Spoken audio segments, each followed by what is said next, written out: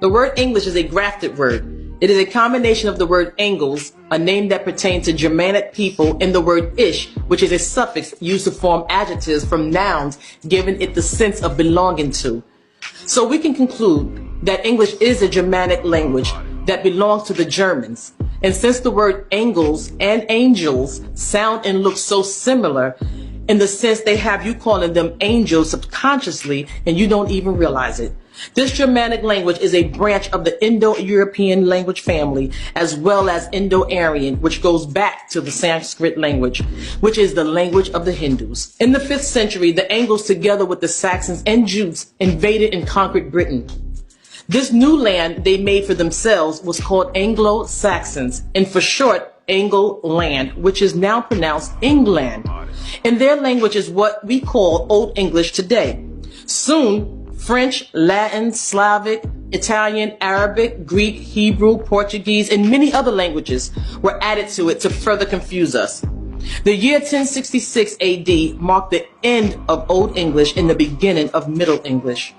Middle English took its root in Europe between 1100s and 1500s AD, and by the year 1476 AD, modern English came about, which is really American. Many people do not know that the English language started out as letters with hard sounds, much like the German and Greek language of today, which was merely grunting sounds. This language eventually evolved into what we presently speak. World leaders had planned to have the entire world speak in English, and thus it became the most widely used language in every country. It is no coincidence that most people in the world speaks English. Speaking this language, however, have helped to enslave the minds and bodies of our people world over. And it has been a tool of the evil ones to keep us trapped in a hypnotic spell by simply playing with words. To put a spell on someone is to utilize words in such a captivating way that the victim doesn't even realize it. For example, we awake each day and greet each other, good morning, and throughout our day, we also greet others, hello. Now let's scrutinize this. A wake is a ritual in which family and friends view the body of the deceased and people are in great mourning. When we greet someone hello, we are actually saying hell is low. Another example is in our leisure, we tend to watch television programs, and again, we are actually saying tell-lie-vision while we're being programmed. And this is not deep. We once were able to see this very easily before we became spellbound by this language. It all starts from childhood, when we were taught to spell words incorrectly, like the word sugar, which should be spelled S-H-U-G-A-R. Look at the alphabets. All the letters in the alphabet are not English letters.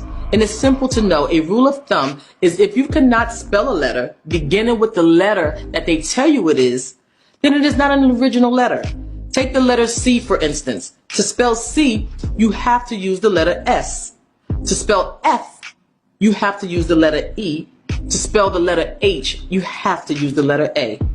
This language has been put together with symbols and codes to trick you and teach you to not know and to ultimately keep you trapped mentally. And because of this reality, the most literate people in the language are in fact the most ignorant. This ignorance comes from the dictionary, which should rightfully be called a definitionary, for diction is how to say a word, not define it. And even the word definition is a trick. Just look at it. Definition, to make you deaf to the true meaning of words. As you can see, the English language is a spell, and in order to keep yourself and your children from being victims of it, become a child again and relearn your language of tone, Nispatia. I am Hotep Ba Atun, and this is Back to the Basics. Like, share, and subscribe. Look guys, it's amazing.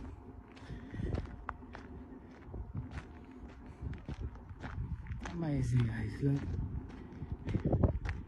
What a wonderful place. Here we are guys. The wheel of Abraham. We call it Abraham wheels, yeah. Amazing guys.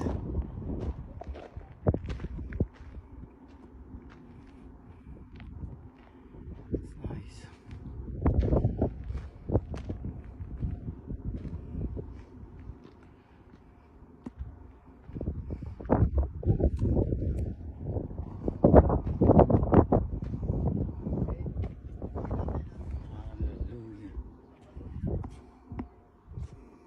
Here guys, this is the wheels of Abraham that they dig during his time here.